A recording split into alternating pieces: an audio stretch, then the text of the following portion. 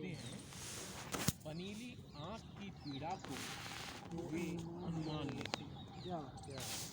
पनीली आँख की पीड़ा को वे अनुमान लेते हैं।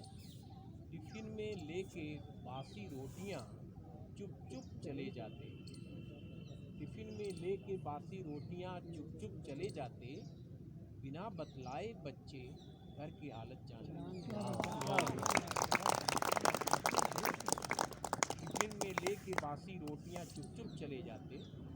बिना बतलाए बच्चे घर की हालत जान लेते। एक गजल है कि सर हम सभी की तरफ से गुजारिश है, इसलिए राह संघर्ष की हमने की वाली सब्जी इसलिए पंखे पर जी स्वागत है सर, स्वागत है। अड़े हैं तो मंजिल की जिद में अड़े। अड़े हैं तो मंजिल की जिद में अड़े हैं। बहुत छोड़कर ही हम आगे बढ़े। क्या बात। अड़े हैं तो मंजिल की जिद में अड़े हैं। बहुत छोड़कर ही हम आगे बढ़े हैं। अड़े हैं तो मंजिल की जिद में अड़े हैं। बहुत छोड़कर ही हम आगे बढ़े हैं। अदब से उठाना जरा उन दियों को। अदब से उठाना जरा उन दियों को। अमावस में वे तीरगी से लड़े। अदब से उठाना जरा उन दियों को। अमावस में वे तीरगी से लड़े हैं। बिना अन्न के है नहीं कुछ भी मुमकिन। बिना अन्न के है नहीं कुछ भी मुमकिन। सृजन के तो हथियार हल फावड़े। बिना अन्न के है नहीं कुछ भी मुमकिन। सृजन के तो हथियार हल फावड़े हैं। बड़े दिख रहे हैं वे कंधों पे चढ़कर। बड़े दिख रहे हैं वे कंधों पे चढ़कर। जो सचमुच बड़े हैं वे झुक कर खड़े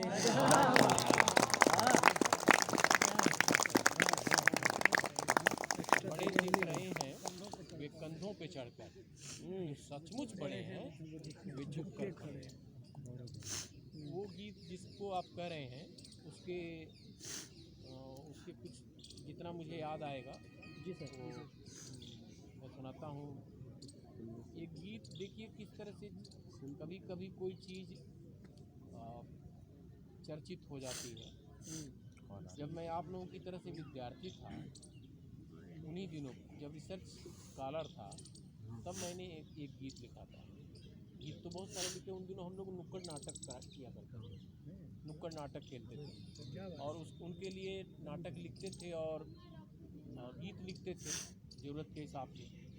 सामाजिक सरोकारों से जुड़ी हुई कविताएं होती थी। हालांकि उन्हीं दिनों प्रेम और सौंदर्य के गीत भी हम लोग लिख रहे हैं। अभी एक विद्यार्थी ने बहुत बढ़िया गीत पढ़ा था सर से, शुरुआत में बहुत बढ़िया प्रेम गीत पढ़ा था। तो मुझे याद आ रहा था कि हम लोग जब BA और MA के विद्यार्थी थे तो वो जिस तरह के गीत लिख रहे थे, शरारत भरे सावनी गीत के स्वर सुनूं और कब तक नकारा करूं। तो इस तरह के गीत उन दिनों लिखे जा रहे थे। वो जो एक मन, जो युवा मन सोचता है और लिखता है, और वो लिखना चाहिए। समय से चीज़ें लिखनी चाहिए। जब एक उम्र होती है जब हर व्यक्ति रचनाकार होता है, हर व्यक्ति कवि होता है। सबके भीतर एक कविता बन रही होती है, एक कविता रूप ले रही होती है, आकार ले रही होती है। तो उस समय हर व्यक्ति कवि होता है और समय के अनुसार कविताएं लिखी जानी चाहिए। प्रेम संघर्ष का विरोधी नहीं है। प्रेम से संघर्ष को बल मिलता है। हम संघर्ष इसलिए करते हैं कि हम प्रेममय वातावरण चाहते हैं। हम एक ऐसी दुनिया जिसमें शांति हो, जिसमें प्रेम हो, जिसमें सुकून हो, जिसमें एक पारिवारिक वातावरण हो, ऐसी दुनिया चाहते हैं। इसलिए हम संघर्ष की बात करते हैं। तो प्रेम और संघर्ष दोनों एक दूसरे के पूरक हैं। तो उन दिनों हम लोग जब एक तरफ कड़कड़ है बारूद बन रहा, हर पत्थर अधोला है, ये लिख रहे थे, या बहुत सारे इस तरह के गीत लिख रहे थे। उन्हीं दिनों हम लोग इस हृदय वाटिका में मधुर गंधले, मुस्कराई हो जब से सुमन की तरह, पास आने को प्रतिपल प्रिय कल्पने, चौकड़ी भर रहा मन हिरन की तरह। आहा आहा तो ये गीत भी लिखे जा रहे थे। तो वो जो इसलिए संग्रह मेरा आया है, इसलिए उसमें इस तरह के भी गीत हैं, दोनों तरह के गीत हैं, प्रेम के भी गीत हैं। तो इसलिए संग्रह पढ़ना चाहिए आप लोगों को, थोड़ा अपना विज्ञापन भी कर लो। तो उस संग्रह में हर तरह के गीत हैं फिलहाल। तो उन्हीं दिनों एक गीत लिखा, ज़रूरत के लिए लिखा गया था गीत, और वो गीत गोरखपुर में लिखा गया, फिर सांस्कृतिक संस्थाओं के माध्यम से वो इलाहाबाद, दिल्ली, भोपाल और फिर देश के कोने कोने में पहुंचा, और तमाम सारे आंदोलनों का माध्यम बना वो गीत।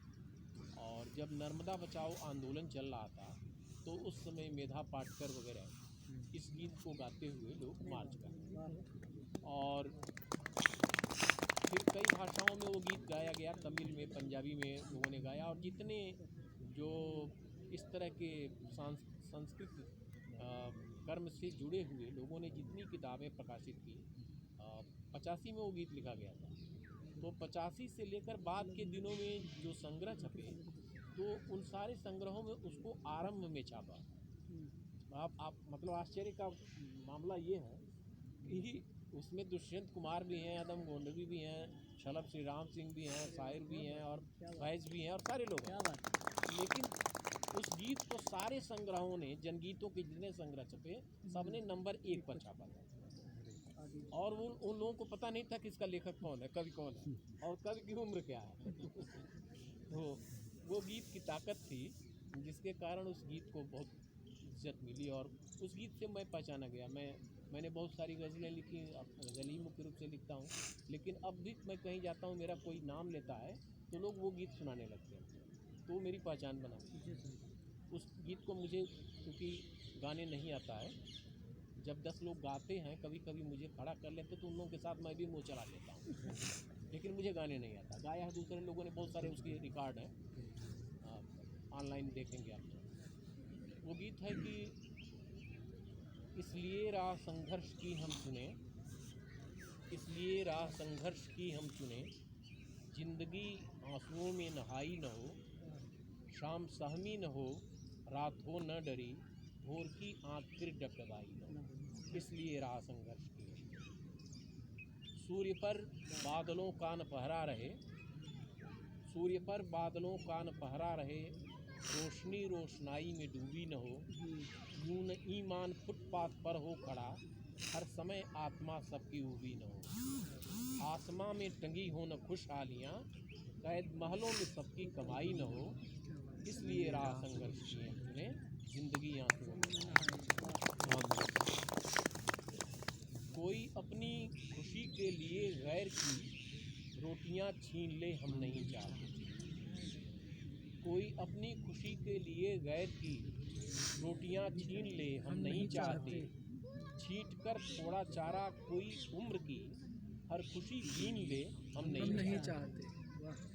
हो किसी के लिए मखमली बिस्तरा, और किसी के लिए एक चटाई न हो, क्या इसलिए राह संघर्ष की हमने।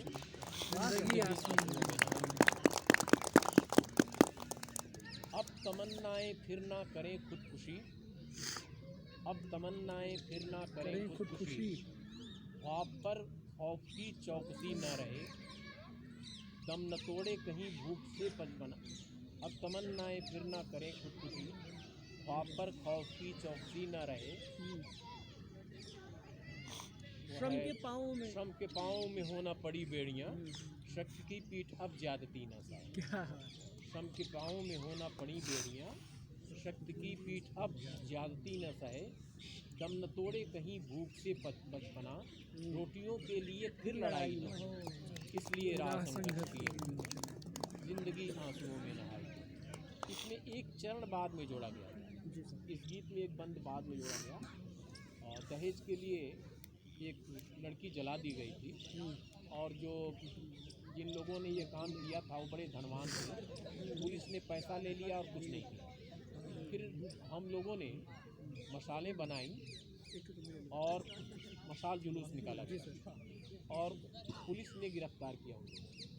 तो उस दौरान जब मशाल लेकर मार्च किया उस कस्बे में लोगों ने, जनता ने, तो एक बंद जोड़ा गया था कि जिस्म से अब न लपटें उठें आग की, जिस्म से अब न लपटें उठें आग की, फिर कहीं भी न कोई सुहागन जले।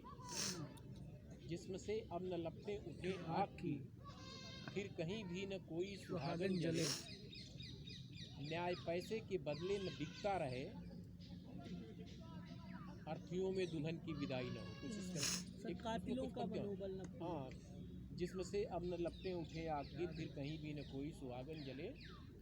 कत्ल सपने न होते रहे इस तरह, कातिलों का मनोबल न फूले फले। और फिर वह है कि अर्थियों में दुल्हन की विदाई न हो। तो ये गीत